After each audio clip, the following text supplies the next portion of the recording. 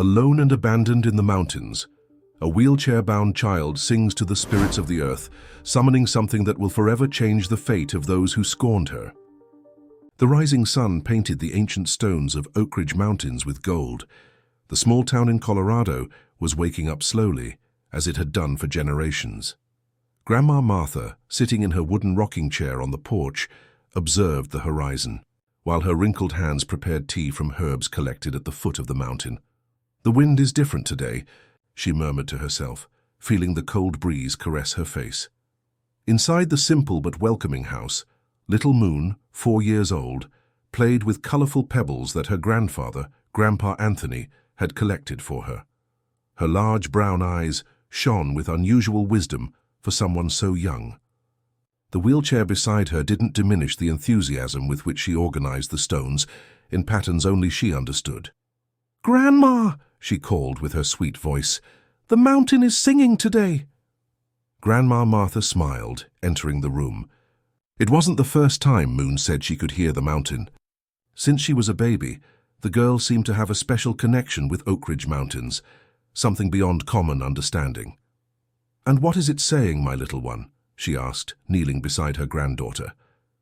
"That someone is coming back," Moon answered, placing a blue pebble at the center of her arrangement. "Someone who left a long time ago."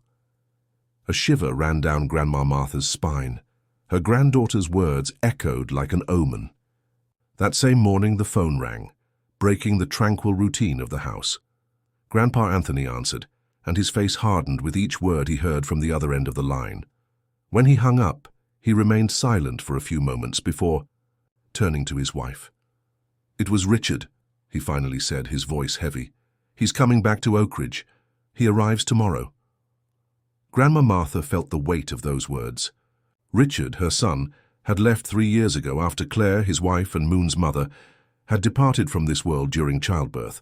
The pain had consumed him so much that he simply disappeared, leaving Moon in the care of her grandparents. "Is he coming alone?" she asked, fearing the answer. "No," answered Grandpa Anthony. "He's bringing a woman. He said he got married again." From the other side of the room, Moon continued her game with stones, apparently oblivious to the adults' conversation. But when she raised her face, there were silent tears running down her cheeks. "The mountain said she isn't good," whispered the girl. The next day, a black car climbed the dusty road leading to the Olivers' house. Richard stepped out first, now 32, his dark hair shorter and his countenance less tormented than when he had left. Behind him, an elegant woman of approximately 28 emerged from the vehicle, her green eyes critically examining the simple property. "Dad, Mom," Richard greeted them with a quick, formal hug. "This is Isabel, my wife."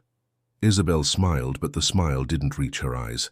When her gaze fell on Moon, who was watching everything from the porch in her wheelchair, something dark seemed to pass across her face. "And this must be Moon," she said, approaching the girl. "Your father talks about you a lot." Moon didn't answer. Her small fingers tightened around the stone amulet she always carried with her, a gift from Grandma Martha. That night, as the family dined in a silence loaded with tension, the wind increased outside, beating against the windows as if wanting to come in. In the mountains, dark clouds were forming, and the distant howl of a wolf echoed through the rocky slopes, a sound that hadn't been heard in that region for decades. The storm was just beginning. If this story interested you, don't forget to subscribe to our channel and give a like. Tell us what city you're watching from. We continue. Dawn brought a clear sky after the previous night's storm. Isabel observed the landscape from the guest room window, her calculating eyes absorbing every detail of the property. When Richard hugged her from behind, she turned with a rehearsed smile. "This house is quaint," she commented carefully. "But don't you think we could find something more suitable for our lifestyle?" Richard sighed, running a hand through his hair. "This land has belonged to my family for generations, Isabel. Besides, I want Moon to grow up knowing her roots." The mention of the girl made Isabel's smile falter momentarily. "Of course, darling. I'm just thinking about the future. Our future together." In the yard, Grandpa Anthony was showing Moon how the plants had grown after the rain. The girl, fascinated, touched the wet leaves with her fingertips, feeling the life pulsing in them. "Grandpa, the plants are happy today," she said, smiling. "They're singing." Grandpa Anthony smiled tenderly. Like Grandma Martha, he also perceived his granddaughter's extraordinary sensitivity, her ability to connect with nature in ways many had forgotten. "And what are they singing, my dear?" "They're trying to warn me about something," replied Moon, slightly furrowing her brow. "But I can't understand everything yet." From the porch, Isabel observed the interaction with growing discomfort. She approached them with decisive steps, maintaining an artificial smile on her face. "Good morning. What are you doing up so early?" she asked, her voice too sweet. "We're listening to the plants," Moon answered simply. Isabel laughed, a sound like breaking glass. "What an adorable imagination," she exclaimed, placing her hand on Grandpa Anthony's shoulder. "Don't you think it would be good for her to have contact with children her age, perhaps a special school?" Grandpa Anthony gently removed Isabel's hand. "Moon learns at home. Grandma Martha and I take care of her education. It's always been that way." Isabel's smile hardened, but she maintained her composure. "Of course, I was just thinking about her well-being. It must be difficult for you at your age to care for a child with special needs." Before Grandpa Anthony could respond, Grandma Martha appeared at the kitchen door, drying her hands on her apron.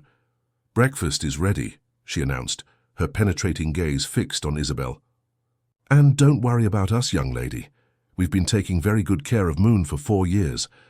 During breakfast, Richard tried to ease the tension by talking about his plans. "I've been thinking about reopening the old practice in town. Oak Ridge has grown while I was away, and they need a resident doctor." "That's great news, son," responded Grandma Martha, serving more coffee. "And what does Isabel do? Is she also in the medical field?" Isabel smiled, tucking a strand of hair behind her ear. "No, I'm a marketing specialist. I was working in Denver when I met Richard. But I'm considering opening a tourism agency here. This region has enormous potential that no one is properly exploiting." Grandpa Anthony and Grandma Martha exchanged concerned looks. "The mountains have their secrets, Isabel," said Grandpa Anthony calmly. "Not everything here should be exploited." Isabel shrugged. "Ecotourism is sustainable. We could organize trails, tours." "Some trails should not be traveled," interrupted Grandma Martha firmly. "There are places in the mountains that are sacred to our people." An uncomfortable silence fell over the table. Moon, who had been eating quietly until then, suddenly raised her face.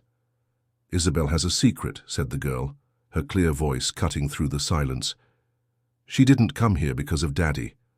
All eyes turned to Moon. Isabel visibly paled before forcing a laugh. "What nonsense, dear. Of course I came because of your father. We love each other." Moon continued staring at Isabel with her penetrating eyes. "The mountain told me you're looking for something that's been hidden for a long time." Richard seemed embarrassed. "Moon, don't speak to Isabel like that, apologize." But Isabel had already stood up, her expression a mixture of anger and fear. "Don't worry, Richard. Children say meaningless things." Later, when Richard went out to visit his old practice, Isabel approached Moon, who was playing alone in the garden. She crouched beside the wheelchair, her face now stripped of any false sympathy. "Listen carefully, girl," she whispered, making sure they were alone. "I don't know what kind of game you're trying to play, but it won't work with me. Your father and I have plans, and you won't get in the way." Moon showed no fear, only curiosity. "Why are your eyes so dark inside?" she asked innocently. Isabel recoiled as if she'd been slapped. She quickly stood up and moved away, not noticing that Grandma Martha had witnessed the entire scene from the kitchen window, her heart tight with concern. The sun was beginning to set when Grandma Martha took Moon to the backyard, under the shade of an old apple tree. The stars were already beginning to dot the sky as the grandmother combed her granddaughter's hair. "Grandma," called Moon, her voice as soft as the wind that swayed the leaves above, "tell me again the story of the guardians of the mountains." "Grandma."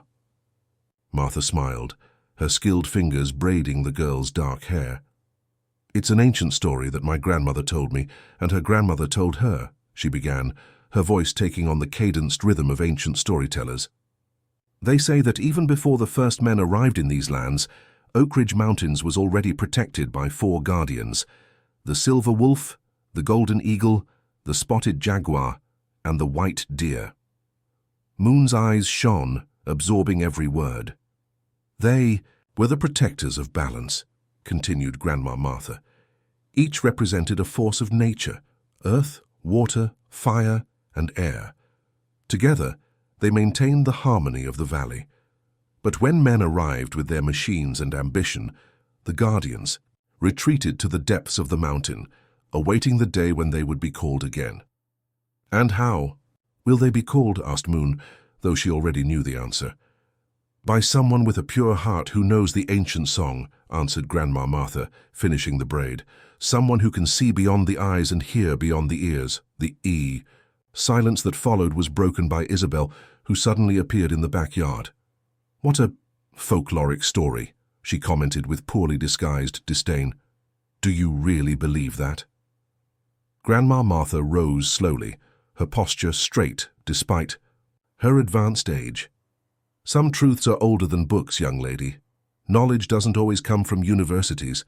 Isabel rolled her eyes, impatient. "Richard asked me to let you know we're invited to dinner at Mayor Thompson's house tonight. Apparently he wants to discuss some development project for the region."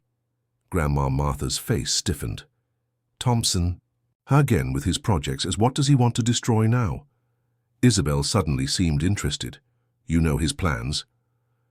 "I know the man," responded Grandma Martha firmly. 3 years ago he tried to build a luxury resort in a protected area of the mountains. He was stopped by the community, but he never really gave up." Isabel's eyes shone with an undisguisable emotion. "A resort would be perfect for local tourism," she commented, calculating. "Imagine the potential." "Imagine the destruction," cut Grandma Martha. "Some lands are sacred, girl. They weren't made to be exploited."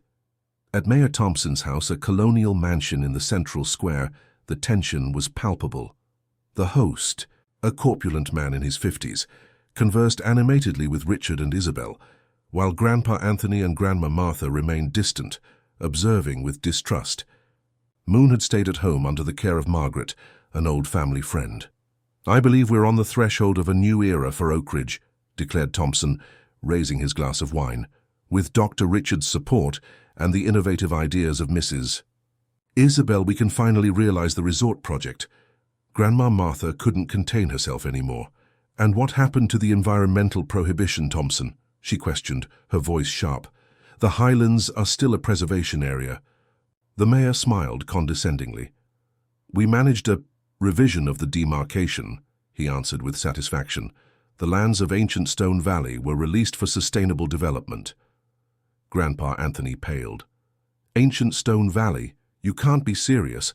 That place—" "Here's just a piece of land with some old rocks," interrupted Thompson, impatient. "The legend of the Guardians is just a story for children, Anthony.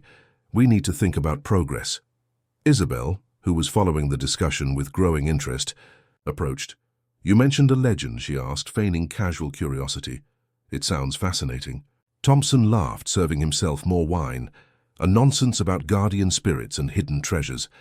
They say there's a cave in the valley where the ancients left a sacred artifact that can control the forces of nature. Pure superstition." Isabel's face lit up for an instant, but she quickly disguised it, assuming an expression of amusement. "What charming folklore," she exclaimed. "Perhaps we can incorporate it into the resort's marketing." Grandma Martha observed Isabel attentively, noting the sudden change in her behavior. There was something in the woman's eyes, a spark of ambition that deeply concerned her. During the rest of the evening, Isabel asked seemingly innocent questions about the valley, the local legends, and mainly the exact location of the ancient stones. Her obsessive interest didn't go unnoticed by Grandma Martha and Grandpa Anthony. On the way back home, the elderly couple shared their concerns. "She didn't come here by chance," murmured Grandma Martha. "Isabel is searching for the artifact.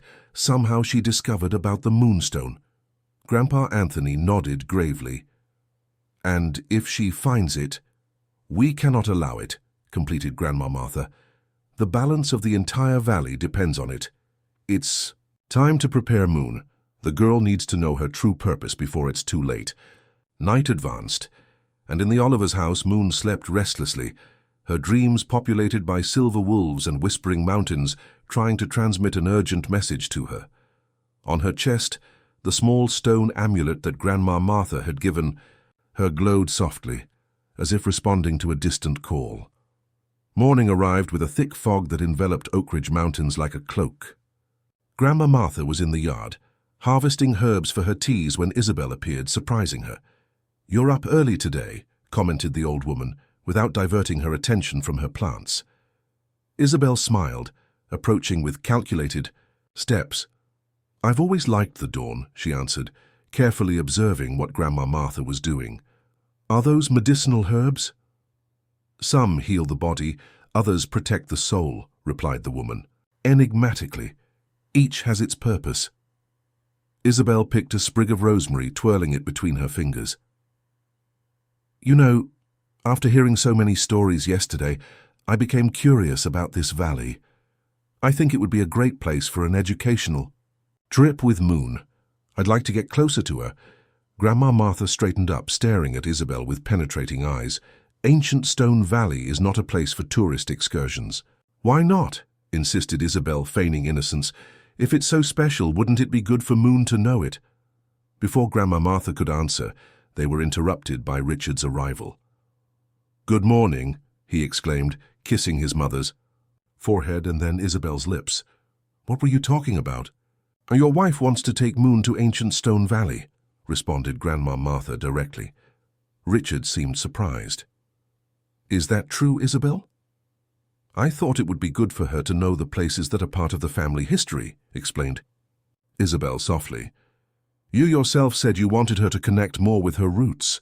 Richard smiled, visibly touched. "That's very kind of you. I confess I was worried about how you two would get along." Grandma Martha observed the scene with growing distrust, but remained silent. Later, when Richard went out to handle business, in town she sought out Grandpa Anthony in the shed where he worked on his wooden sculptures. "She's plotting something, Anthony," she said, closing the door behind her. "Isabel wants to take Moon to the valley." Grandpa Anthony put down his carving knife, his expression grave. "We need to tell Richard the truth before it's too late." Grandma Martha shook her head. "He wouldn't believe it. He's completely blinded by her." She paused, taking a deep breath. "It's time to show Moon the path to the cave. She needs to know her destiny." On the other side of the property, Moon was playing in the garden when Isabel approached, holding an old book. "Look what I found in the town library," she said, showing a worn tome about Colorado legends. "It has stories about this ancient Stone Valley. I thought we could read together." Moon hesitated, but her natural curiosity spoke louder. Isabel sat down next to her and opened the book to a specific chapter. "It says here that the ancient guardians of the mountain hid a treasure in a secret cave," read Isabel, carefully observing the girl's reactions. "A magical stone that shines like the moon. Have you heard this story?" Moon's eyes shone with recognition. "The Moonstone," she murmured almost involuntarily. Isabel controlled her excitement, keeping her voice casual. "You know it? How interesting. The book says that only someone pure of heart can find it. Maybe we too could look for it someday, as a special adventure. It would be our little secret." At that moment, Grandma Martha appeared, her countenance serious. "Moon, dear, it's time for your rest," she said firmly. "Isabel, may I speak with you in the kitchen?" Reluctantly, Isabel closed the book and followed the old woman into the house. In the kitchen, Grandma Martha dismissed the maid and closed the door. "I'll be direct," she began, her eyes fixed on Isabel's. "I know what you're looking for, and I warn you, the Moonstone is not what you imagine." Isabel paled momentarily before regaining her composure. "I don't know what you're talking about. I was just—" "Spare us this theater," interrupted Grandma Martha. "Richard may not see, but I recognize greed when I see it. That artifact doesn't bring riches. It brings responsibilities, and for someone with impure intentions, it brings destruction." Isabel abandoned the facade, her face hardening. "Do you know what they say about this stone in certain circles, old woman? That it contains enough power to control the elements. Imagine what someone could do with that." "Exactly what I fear," responded Grandma Martha. You're not the first to try to find it out of greed, and I doubt you'll be the last. But know that the mountains protect their secrets." Isabel laughed, a cold and cutting sound. "Protection? A handful of legends and an elderly couple. Richard is with me now, and soon Moon will be too. She's the key, isn't she? The girl has some connection to the artifact." Grandma Martha felt a chill run down her spine, but remained firm. "Underestimate Oak Ridge Mountains at your own risk, Isabel. Forces older than any of us still watch over this place." Later that day, when the house finally grew quiet, Grandma Martha took Moon to a small altar, hidden in a room at the back of the house. She lit beeswax candles and placed her granddaughter in the center of a circle drawn on the wooden floor. "Moon, my dear, the time has come for you to know the truth about who you are and why you're here," said Grandma Martha, holding the girl's hands. "Your mother didn't leave this world by accident. She was the previous guardian, and with her last breath she passed the legacy to you." Moon's eyes widened. "Mommy knew the guardians?" she asked, her voice barely containing the emotion. "She was more than that, my dear. Claire was the priestess of the mountain, the protector of the balance," explained Grandma Martha, removing the small amulet from her granddaughter's neck. "And this is not just a stone. It's a fragment of the true moonstone, so that you would never lose sight of your destiny." The amulet glowed softly in the candlelight, emanating an ancient energy that made the air around vibrate. Outside the house, the wind increased, as if the mountains themselves were reacting to the revelation. In her room, Isabel felt the change in the atmosphere and smiled to herself. The plan was in motion. The weather in Oak Ridge had changed drastically in recent days. Dark clouds hung over the mountain, and the wind howled down the slopes like a wounded animal. In town, the older residents exchanged worried glances. They knew those signs, omens that something in the natural balance had been disturbed. In the Olivers' house, the tension was equally palpable. Richard, oblivious to the true reasons for the weather changes, attributed everything to seasonal variations. "This weather is hindering my plans," he commented during lunch. "Thompson wants us to visit the valley today to mark the terrain for the future resort." Grandma Martha dropped her fork, the metallic sound reverberating in the sudden silence. "You can't enter the valley in this weather," she warned, her voice loaded with urgency. "The mountain is agitated." Isabel smiled condescendingly. "The mountain is agitated. Please, it's just normal weather conditions." Moon, who had been eating quietly until then, raised her eyes. "Grandma is right," she said simply. "The guardians are restless." Richard sighed, visibly annoyed. "Moon, dear, don't start with these stories. They're just legends." "Not everything we don't understand is superstition, Richard," intervened Grandpa Anthony, his tone more serious than usual. "This region has its peculiarities." Isabel stood up abruptly, an idea forming in her calculating mind. "I have a proposal," she announced, surprising everyone. "Why don't we take Moon with us? It would be a great opportunity for her to know the region." The suggestion provoked immediate reactions. Grandma Martha paled, Grandpa Anthony frowned, and Richard looked confused. "I don't think that's a good idea," he objected. "The terrain is rough, difficult even for those without mobility limitations." Isabel approached Moon, her eyes shining with false kindness. "But it would be so special for her. We could adapt the trip." Grandma Martha stood up, confronting. "Isabel, my granddaughter isn't going anywhere with you," she declared, her voice as firm as the rocks of the mountain. "Not without me." The last phrase surprised everyone, especially Isabel, who hadn't expected this move. "You want to come with us?" she asked, barely managing to hide her discontent. "If Moon goes, I go too," responded Grandma Martha, unyielding. "I know every trail on that mountain, every stone, every curve." Richard, seeing his mother's determination, nodded. "That's fair. Mum knows the region better than any of us." Isabel bit her lip, her mind working quickly to adapt her plans. "Of course, it will be educational to have you with us," she finally agreed, forcing a smile. Later, as they prepared for the outing, Grandpa Anthony took Richard by the arm, moving him away from the women. "Son, be careful," he warned, his voice low and grave. "There's something in this whole story that doesn't smell right to me." "What do you mean, Dad?" asked Richard, confused. Grandpa Anthony hesitated, unsure about how much he could reveal without seeming like a superstitious old man. "Just observe Isabel carefully, her intentions with Moon and with the valley." Richard frowned, a flash of irritation crossing his face. "Dad, Isabel is just trying to get close to Moon. It's natural that she wants to build a relationship with her." "Is it?" questioned Grandpa Anthony. "Then why the sudden interest in ancient Stone Valley? Why the insistence on taking Moon?" Richard had no answer for that, but before he could reflect more, Isabel approached, already dressed for the hike. "Are we ready?" she asked, radiant. "Moon is so excited." In Thompson's jeep, the group followed the winding road that led to the higher parts of the mountain. The mayor drove with Richard beside him. In the back seat, Isabel sat between Grandma Martha and Moon, an arrangement that visibly bothered her. "This whole area will be transformed," commented Thompson, gesturing broadly.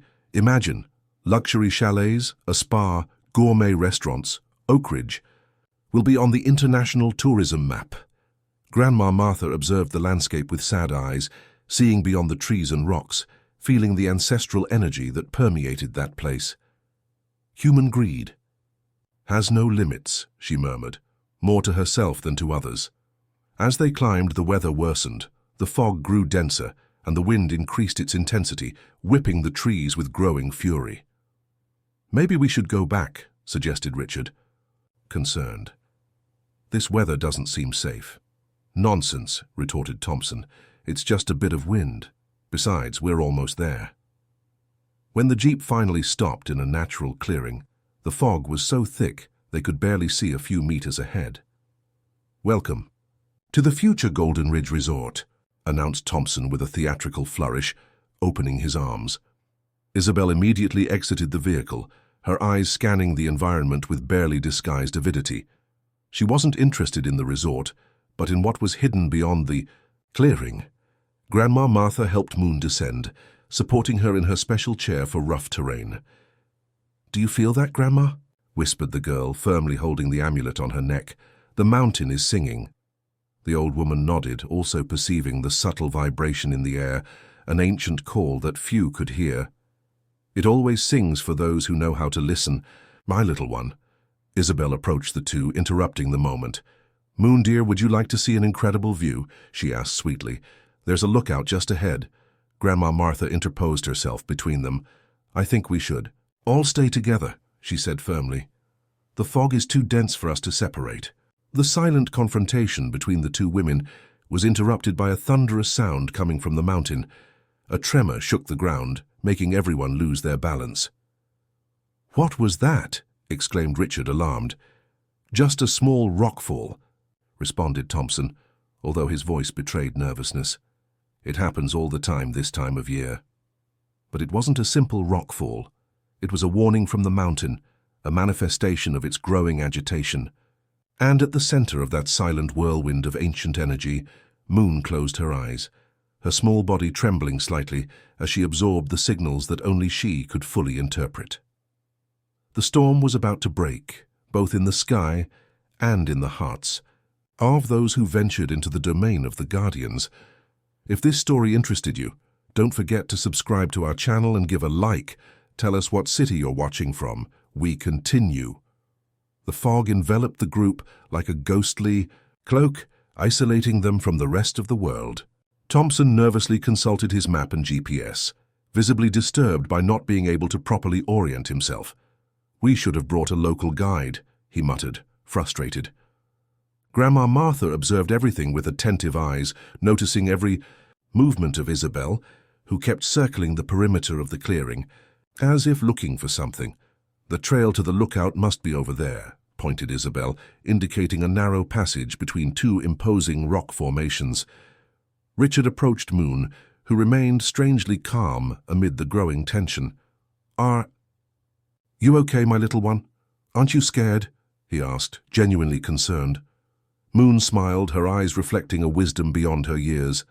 "The mountain won't hurt me, Daddy. It knows me."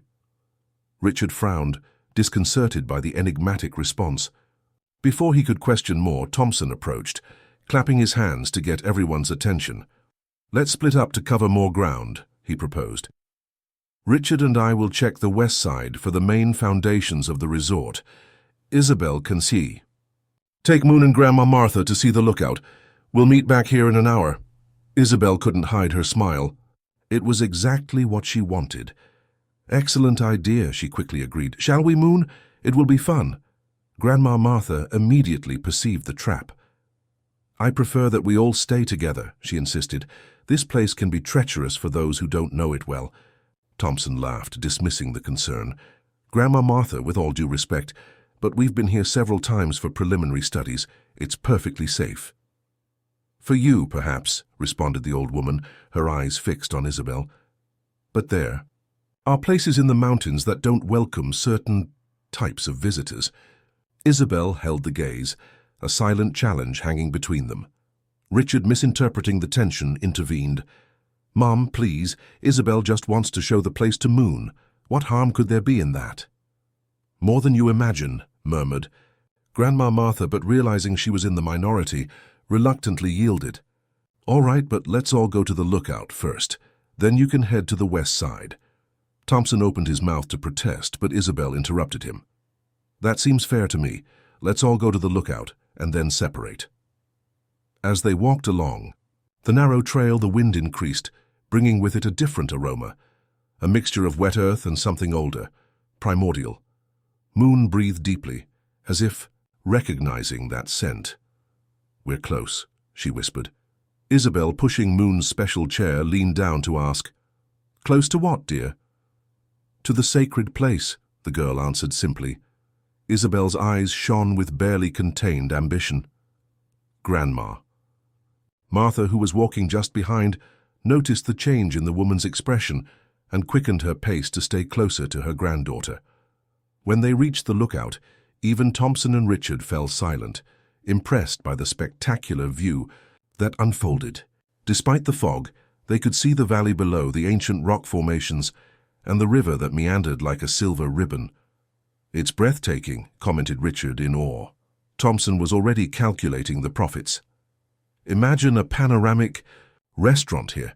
Tourists would pay fortunes for this view." Grandma Martha closed her eyes for a moment, feeling the energy of the place, the ancestral connection with the earth. When she opened them again, she saw that Isabel had moved away with Moon, taking her to a peculiar rock formation on the opposite side of the lookout. "What are you doing?" she called, alarmed. Isabel turned with a rehearsed smile. "Moon wanted to see these rocks up close. They seem to form a kind of natural altar, don't you think?" Grandma Martha paled.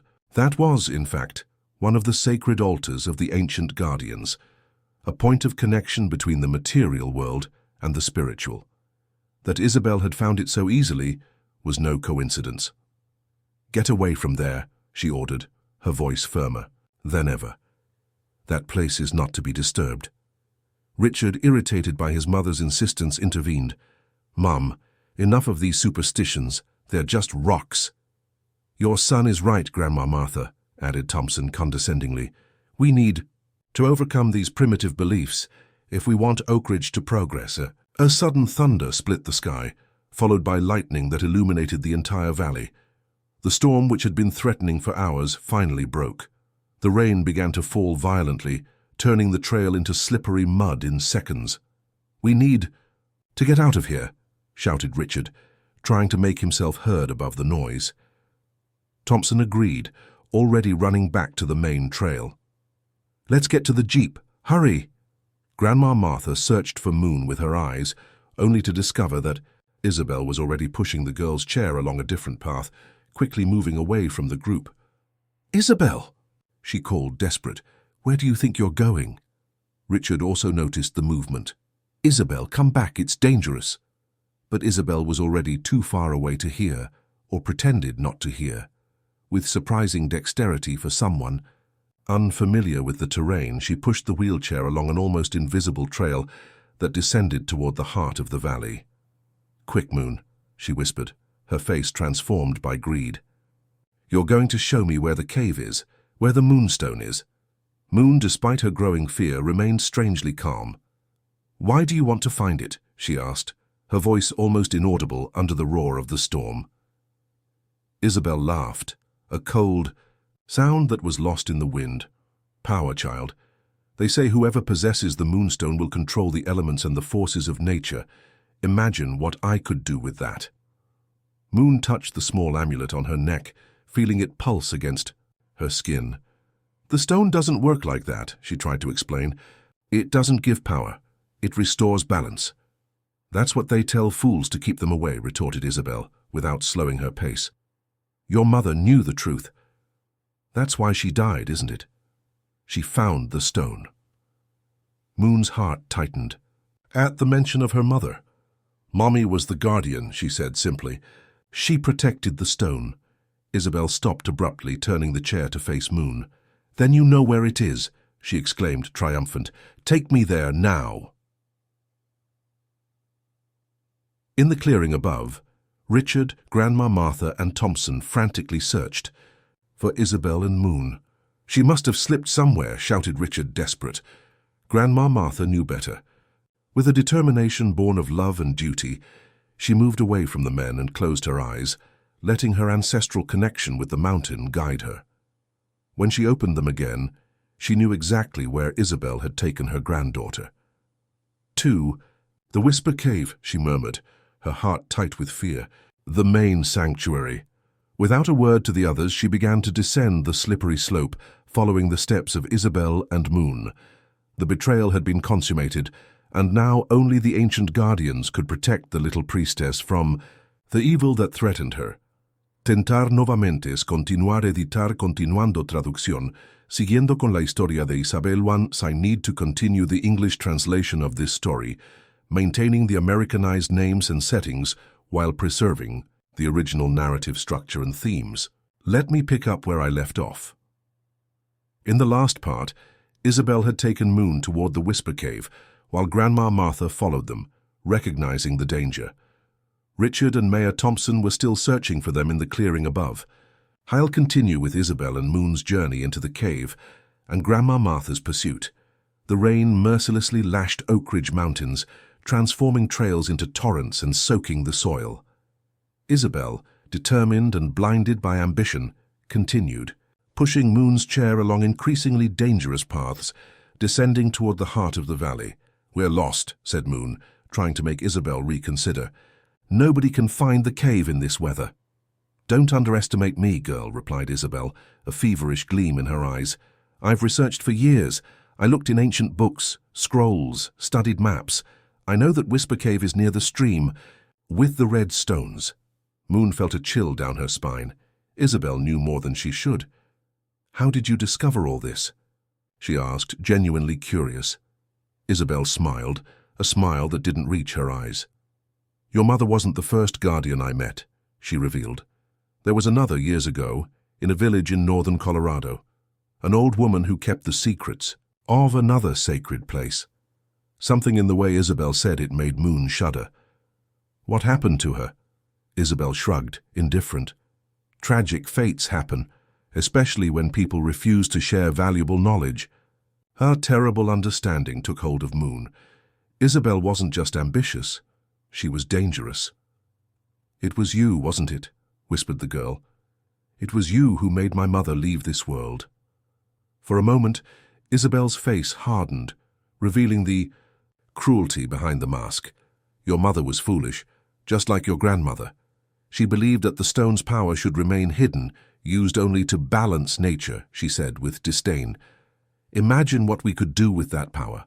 Control the weather, manipulate elements, bend the very earth to our will." "The stone doesn't work like that," insisted Moon. "It wasn't made to control but to harmonize." Isabel laughed, pushing the chair with more force. "That's what they tell children, but the ancient texts I found tell a different story."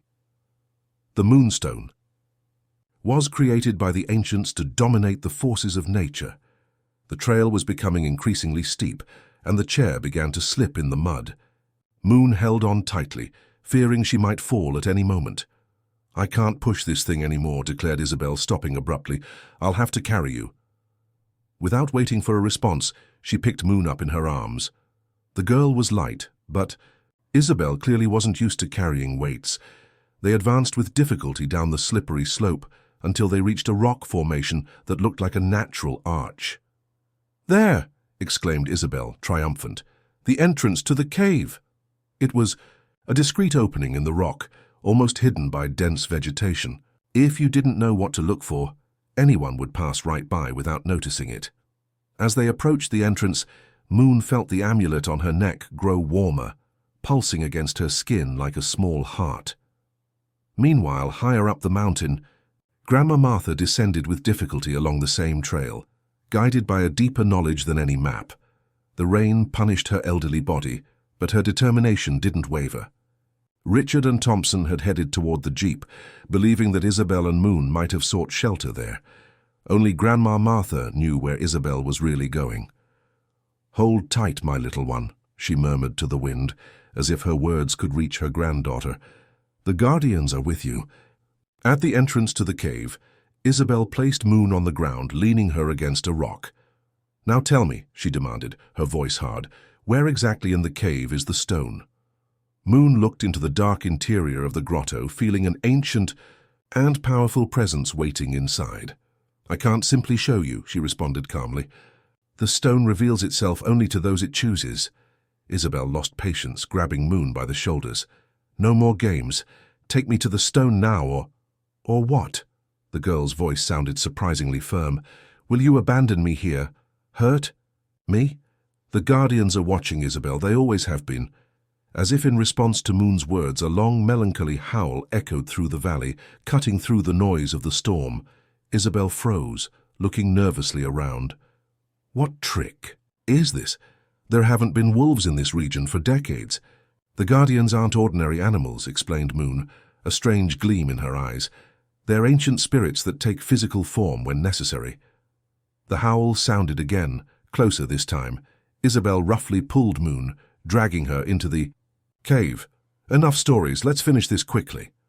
The interior of the cave was surprisingly dry and warmer than outside. The walls were covered with ancient symbols, painted with natural pigments that still maintained their vivid colors after centuries. Small crystals embedded in the rock emitted a soft glow, illuminating the path without need for flashlights. Isabel looked at everything with amazement and covetousness. "It's real, it's all real." Moon touched the walls with reverence, recognizing the symbols of the four guardians: the silver wolf, the golden eagle, the spotted jaguar, and the white deer. "My mother used to bring me here when I was a baby," she revealed, the memory returning like flashes of light. "She would show me the symbols and sing the ancient song." Isabel, momentarily distracted by the beauty of the place, turned her attention back to Moon. "What song? Is it some kind of password?" Moon shook her head. "It's more than that. It's a summons." Before Isabel could question further, the cave floor began to tremble slightly. It wasn't an earthquake, but a rhythmic vibration, like the footsteps of something large approaching the entrance. Fear finally hit Isabel when a low growl echoed through the cave. Standing at the entrance, blocking the exit, was a wolf with fur as silver as the full moon. Its eyes, a deep and brilliant blue, fixed on Isabel with clearly supernatural intelligence. "Impossible," she stammered, backing away. Moon smiled, extending her hand toward the animal. "The Silver Guardian," she said softly. "You came." The wolf slowly advanced into the cave, its body emanating a soft light that further illuminated the environment. It was larger than any natural wolf, the size of a small horse, and each step it took seemed deliberate, conscious. Isabel, in panic, pulled Moon in front of her body, using her as a shield. "Stay back," she shouted at the wolf. "Oh, or the girl gets hurt." Moon's calm expression didn't change. "He's not here to hurt me, Isabel. He's here to protect me, to protect the balance." Outside the cave, Grandma Martha finally reached the entrance, arriving in time to see the magnificent silver wolf. Tears of emotion ran down her wrinkled face. "He's returned," she whispered, amazed. "After so many years, the Guardian has awakened." Inside the cave, the impasse continued. Isabel, still holding Moon, retreated deeper into the interior, while The wolf advanced slowly, unhurried. Its penetrating blue eyes seemed to see beyond physical appearance, directly into Isabel's blackened soul. "What does it want?" She screamed, desperate. "Justice," answered Moon simply, touching the amulet on her neck. "And balance." The amulet began to glow intensely, responding to the Guardian's presence. A bluish light emanated from it, connecting with the silver wolf's eyes in a visible bond of ancient energy. At that moment, Isabel understood her fatal mistake. It wasn't the cave that guarded the moonstone. The fragment of the sacred artifact had been hanging around Moon's neck all along. Time seemed suspended. Inside the cave, the bluish light emanating from Moon's amulet bathed the ancient walls, making the symbols etched in the stone seem to dance and come alive. The silver wolf remained motionless, its eyes fixed on Isabel, who held Moon as an improvised shield. "Back." "Off," Isabel ordered the animal, her trembling voice betraying her fear. "I know you can understand me." The wolf didn't move, but a new sound echoed through the cave, hesitant, dragging footsteps. Grandma Martha appeared at the entrance, soaked and exhausted, but with determination shining in her eyes. "Let go of my granddaughter," she demanded, slowly advancing. Isabel laughed, a high-pitched, desperate sound. "Or what, old woman? You'll attack me with your herbs?" But there was something different about Grandma Martha now. An ancient dignity, an authority that came not just from her age, but from a deep connection with the place and its guardians. She moved to the wolf's side, who slightly inclined its head in a sign of respect. "You don't understand what you've awakened, Isabel," said Grandma Martha, her voice calm but firm.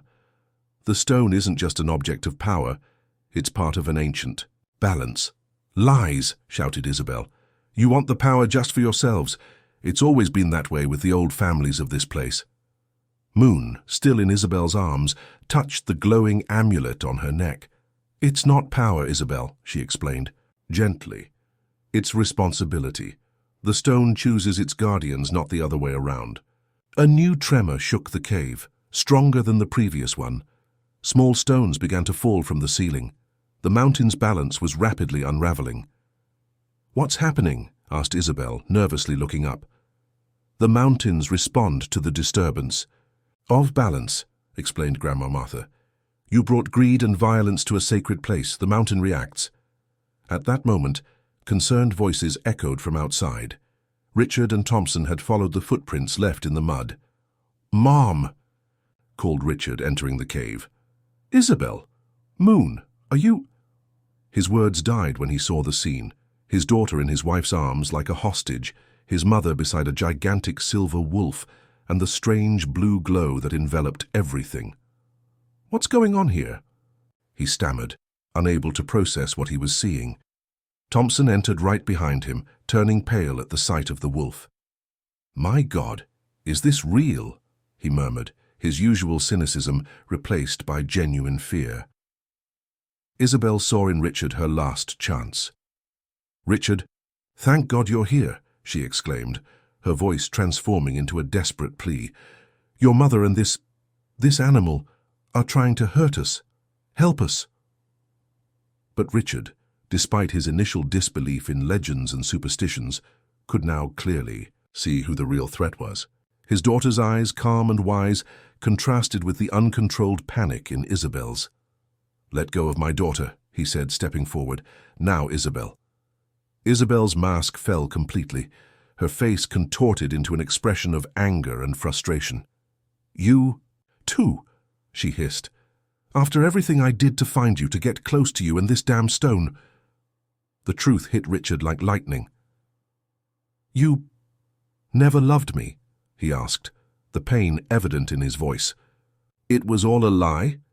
Isabel laughed, a harsh sound with no humor. "Love? That was just a means to an end. When I learned that the previous guardian's son had left Oak Ridge, I saw my chance. It was so easy to find you in Denver, console you, make you believe fate had brought us together." Moon looked at her father with compassion. "Daddy, she wants the amulet. She thinks it will give her power." Richard, still processing the betrayal, remained silent for a few moments. Then something awakened in him, a memory perhaps, or an ancestral connection he had ignored for too long. "Claire tried to tell me," he murmured, tears in his eyes. "Before she left, she tried to explain about the family legacy, about the stone, the guardians. I wouldn't listen. I thought they were delusions." Grandma Martha approached her son. "It's never too late to honor the truth, Richard. You are part of this land as much as any of us." A new tremor, more violent than the previous ones, shook the cave. This time, a large crack appeared in the ceiling, and the light from the storm infiltrated through the opening. Thompson, who had remained silent until then, reacted pragmatically. "We need to get out of here. The cave is going to collapse." But Isabel, instead of seeking safety, seemed seized by a feverish determination. "Not without the stone," she declared, violently tearing the amulet from Moon's neck with a jerk. What happened next surprised everyone. The moment Isabel touched the amulet, a discharge of blue energy traveled through her body. She screamed, not in pain, but in triumph, believing the power was finally in her hands. But the glow rapidly increased, becoming almost blinding. Isabel tried to drop the amulet, but it seemed stuck to her skin, burning like blue fire. "What's happening?" she screamed in panic. "Make it stop." Moon, now free, dragged herself to her father and grandmother. "The stone is defending itself," she explained calmly. "It rejects those who try to use it out of greed." The silver wolf slowly advanced toward Isabel, its blue eyes shining with the same intensity as the amulet. The cave walls began to reveal new symbols, previously hidden, ancient drawings showing people being consumed by blue light, punished for profaning the sacred artifacts. Richard picked up Moon in his arms, protecting her. "We need to leave," he insisted. "Now." Grandma Martha nodded. "Come, Thompson, there's nothing more we can do here." The mayor, pale and trembling, seemed hypnotized by the spectacle of Isabel struggling against the energy consuming her. "But she's going to," he began, unable to complete the phrase. "The mountain will decide her fate now," responded Grandma Martha firmly, "just as it decides the fate of all who challenge it." As the group retreated from the cave, followed by the silver wolf, Isabel's screams transformed into desperate sobs. The last sight they had of her was of a woman on her knees, enveloped in blue light, imploring forces she neither understood nor respected. Outside, the storm had magically ceased. The sky was clear, revealing a spectacle of stars that seemed to shine with supernatural intensity. The air was charged with electricity, and fragrances from the forest renewed by the rain. "How will we get back?" asked Thompson, looking uncertainly at the muddy trail. As if answering the question, the silver wolf positioned itself in front of the group, clearly indicating it would guide them. Richard looked at his daughter in his arms, then at his mother, and finally at the majestic animal. "I'm sorry," he said, his voice choked, "for all these years of doubt, for not believing, for abandoning you when—" "Claire," Grandma Martha placed a gentle hand on her son's shoulder. "What matters is that you're here now, and Moon needs her father for the journey ahead." "What journey?" he asked, confused. Moon smiled, her eyes reflecting the wisdom of the ancients. "The journey to restore balance, Daddy. The mountains need all their guardians again." As they followed the silver wolf along the trail illuminated by moonlight, Richard realized that his life had changed forever. The legends he had dismissed as superstitions were real, and his own daughter was at the center of them. A new chapter was beginning, not just for him, but for all of Oak Ridge. Behind them, the mountain trembled one last time, and the entrance to the cave disappeared under a landslide, sealing, at least for now, the secrets it guarded. Morning came to Oak Ridge with a splendor rarely seen. The rising sun tinged the sky with shades of pink and gold, while the mist, hovering over the valley, created an almost mystical scene. In the Oliver's house, the silence of dawn had given way to contained bustle. Richard, sitting on the porch with an untouched cup of coffee, observed the horizon with different eyes now. In his lap, an old leather book lay open, Claire's diary, his deceased wife's journal, which Grandma Martha had finally given him upon their return from the mountain. So many secrets, he murmured to himself, turning another yellowed page, covered by Claire's elegant handwriting. So many truths I refuse to see. Inside the house, Moon played quietly in her room, conversing in a low voice with her amulet, which had mysteriously returned to her neck during the night. The silver wolf had disappeared when they arrived home, dissolving into the mist as if it had never materially existed. Thompson had taken refuge in his mansion, refusing to speak to anyone about the events in the cave.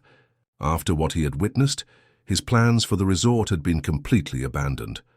Grandpa Anthony joined Richard on the porch, bringing 2 steaming cups of fresh coffee. "The coffee got cold," he commented, exchanging Richard's cold cup for a hot one. "How's the reading?" Richard sighed deeply. "Revealing, painful. Claire knew, she always knew something like this would happen. It says here she had visions of a green-eyed woman who would come to disturb the balance." Grandpa Anthony nodded gravely. "Your wife had the gift of vision, just as your daughter has now, and as Grandma Martha had in her youth. It's a legacy that passes through the women of the family." "Why didn't you ever tell me?" asked Richard, a touch of hurt in his voice. "Why did Claire keep this secret?" "She tried," answered his father gently. "But you were so determined to live in the rational world, to reject everything that couldn't be explained by science. Claire feared you would try to keep Moon from her destiny." The truth of these words hit Richard like a physical blow. He lowered his head, ashamed. "And she was right, that's exactly what I would have done." Grandpa Anthony placed a comforting hand on his son's shoulder. "What matters is that you understand now, and Moon will need her father's support in the years to come." The conversation was interrupted by the arrival of Grandma Martha, who brought Moon by the hand. The girl seemed different this morning. There was a new serenity in her childish face, an understanding that went beyond her few years. "Daddy," she called, her voice clear as a bell, "we need to go to the mountain today. All of us." Richard looked questioningly at his mother, who nodded in confirmation. "What for, my little one?" he asked his daughter. "To awaken the other guardians," she answered simply. "The silver wolf was just the first. The golden eagle, the spotted jaguar, and the white deer still sleep. The balance needs to be fully restored." Richard closed Claire's diary, a new determination in his countenance. "Then we'll go, but first I want to know everything, no more secrets between us." Grandma Martha smiled, visibly relieved. "It is time, yes. But first we have a visitor."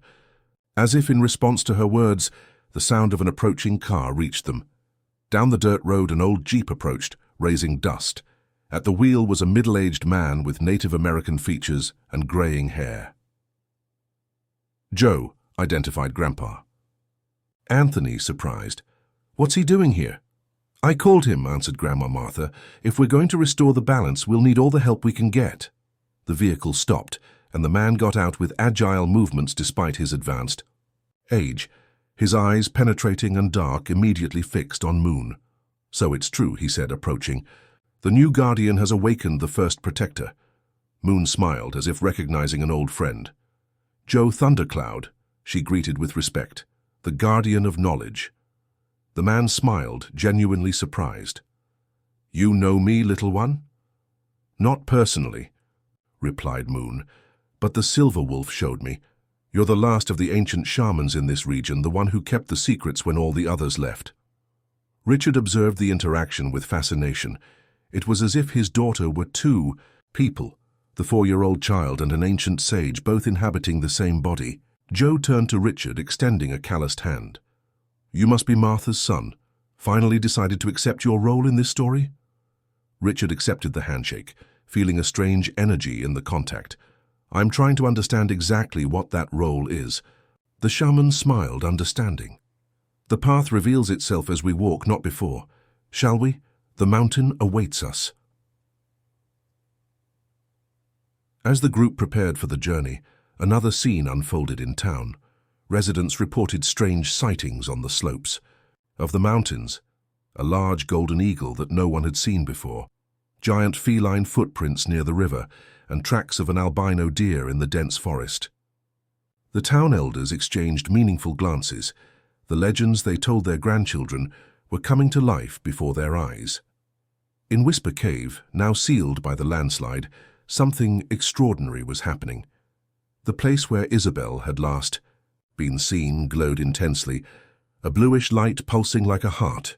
The energy of the moonstone, rejecting greed, had initiated a transformation. Isabel, or what remained of her, was being reconfigured by the primordial force of the mountain. Her body, once human, was now slowly integrating with the very rock of the cave, becoming part of its living system. Her thoughts, once dominated by ambition, now expanded to understand the balance she had so desperately tried to corrupt. It wasn't punishment, but transformation. The mountain didn't destroy. It reintegrated, recycled, renewed. On the trail, leading to the top of the mountain, Richard carried Moon on his back. With each step he took, he felt more connected to the earth beneath his feet, as if ancestral memories stored in his DNA were slowly awakening. "What happened to Isabel?" he finally asked, giving voice to the question no one had asked until then. Joe, who led the group along with Grandma Martha, answered without turning. "She became part of the mountain, neither alive nor dead as we understand those terms. Transformed." "Did she suffer?" insisted Richard, conflicted about how he should feel about the woman who had deceived him. "Transformation is rarely painless," said the shaman, "but pain has purpose. Isabel will learn over the centuries the true meaning of the power she sought." Moon, from the height of her 4 years, added with wisdom, "She's learning to hear the mountain's song, Daddy. One day perhaps she too can sing it." The group continued their climb, each step taking them closer to the destiny that awaited them at the top of Oak Ridge Mountains. The rebirth wasn't just for Isabel, but for all of them. For Richard, who was rediscovering his roots. For Moon, who was embracing her destiny. For the mountain itself, awakening from a long sleep to a new era of balance and protection. The journey had only begun, but something fundamental had changed. The first guardian had returned and the others would soon follow. The ancient song was being intoned again, and its echoes would resonate for generations. The golden light of dusk bathed the top of Oak Ridge Mountains, transforming the rock formations into sculptures of liquid fire. After hours of walking, the small group had finally reached the highest peak in the region, a circular plateau surrounded by 4 gigantic stones that pointed to the cardinal directions. Joe identified the location with reverence. The Circle of Guardians. A ritual hasn't been performed here for at least 3 generations. Moon, whom Richard had placed in the center of the circle, touched the ground with her small hands. Her eyes closed for a moment, and a slight smile formed on her lips. "The Earth is happy we're here," she said, looking at her grandfather. "She missed us." Grandpa Anthony, always the most skeptical in the family, now found himself completely surrendered to the magic of the moment. The experiences of the last few days had dissolved his last doubts. Grandma Martha removed a small package of red fabric from her hand-woven bag. Upon opening it, she revealed 4 stones, 1 silver, 1 golden, 1 black with yellow spots, and 1 crystalline white. "The symbols of the 4 guardians," she explained, placing them at specific points in the circle. A fragment of each, of the sacred artifacts that, together, form the core of the moonstone. Richard observed everything with a mixture of fascination and apprehension. "And what happens now?" he asked, feeling simultaneously an essential part and completely alien to the ritual. Joe smiled, understanding. "Now your daughter does what only she can do. Sing the song that will awaken the remaining guardians." Moon, as if she had rehearsed for this moment her whole life, closed her eyes again. Her small chest expanded with a deep breath, and then her voice, surprisingly mature and strong for such a young child, rose into the mountain air. The melody was strange and ancient, notes that seemed to come not just from her throat, but from her very soul. The words were in a language Richard didn't recognize, probably an ancient Native American dialect from the region.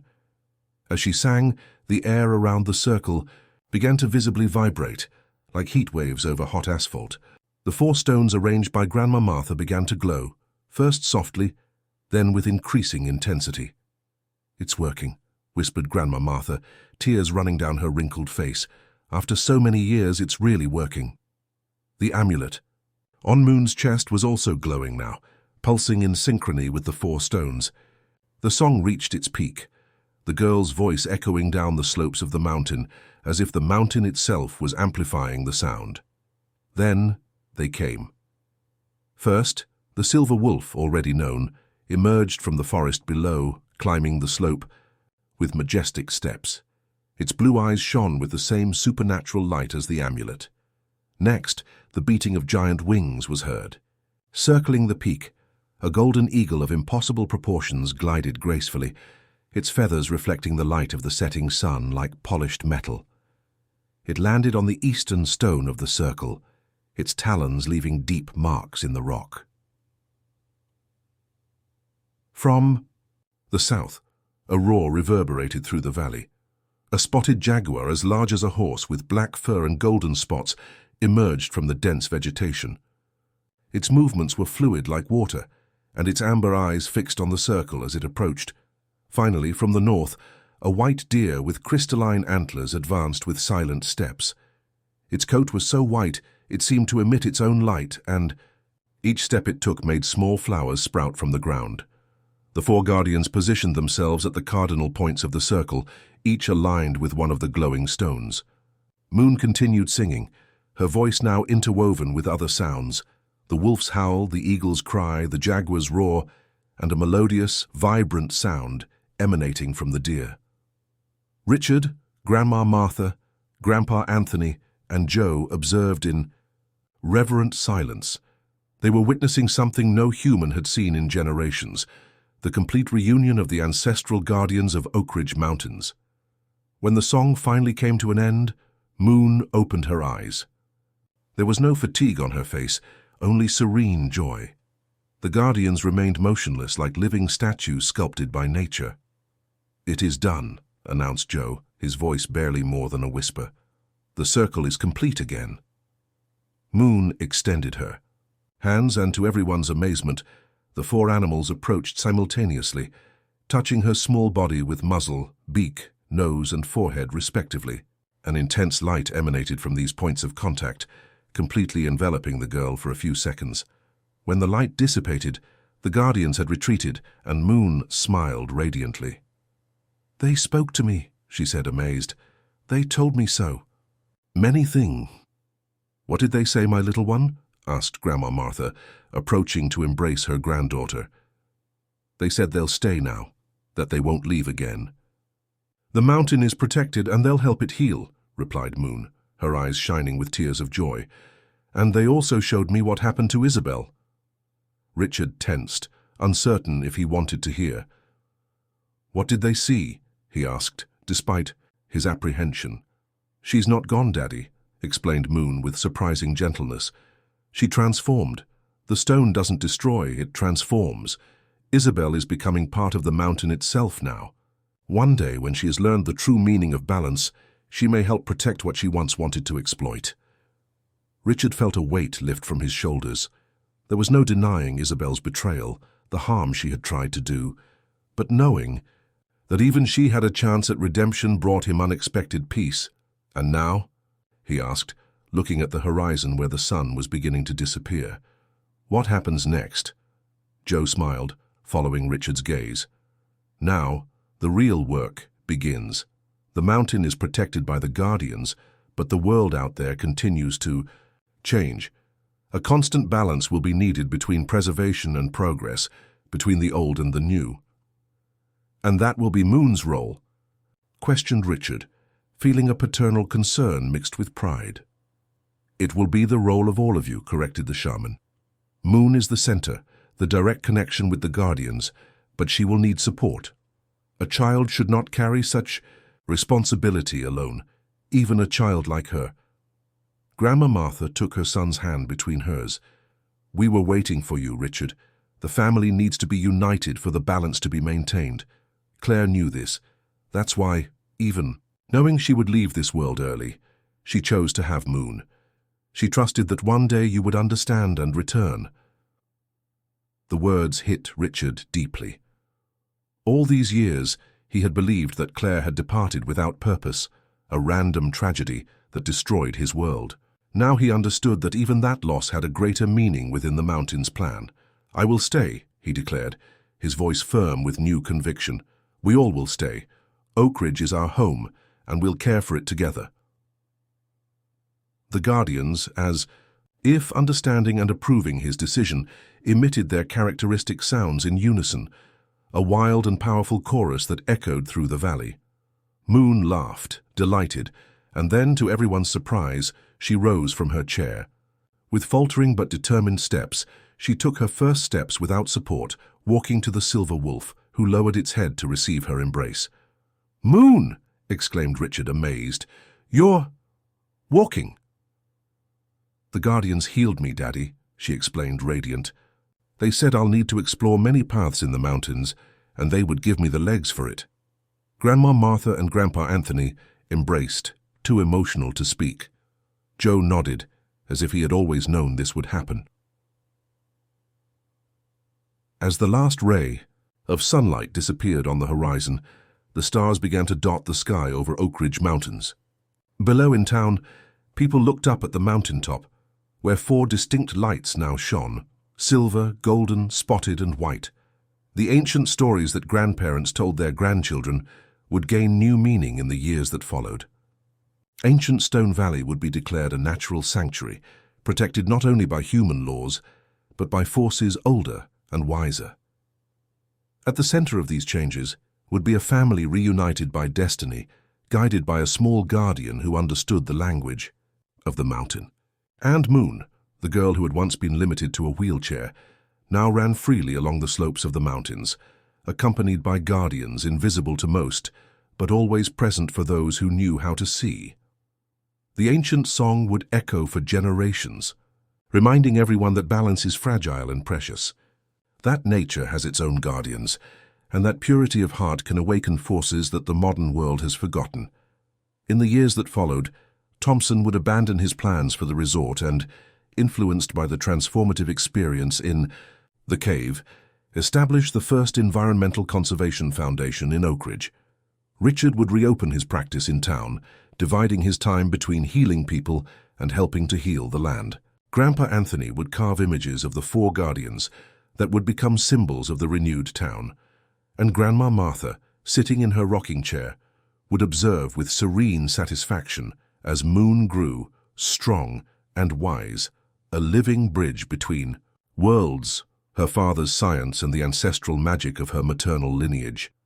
On certain nights when the moon was full and the wind whispered through the valleys, the more sensitive residents would swear they saw a small girl running along the slopes with 4 majestic figures, a wolf, an eagle, a jaguar, and a deer guarding her steps. The moonstone would continue to shine on the little guardian's chest, its power not to control, but to balance, not to dominate, but to harmonize. A constant reminder that true power comes, not from conquest, but from understanding, not from strength, but from wisdom. And so Oak Ridge Mountains began to breathe in harmony with its guardians once more. The balance was restored, the ancient promises renewed. The song of the mountain, so long forgotten, echoed again through the valleys and peaks, carried by the wind to all who had hearts open enough to hear it. If this story interested you, don't forget to subscribe to our channel and give a like. Tell us what city you're watching from.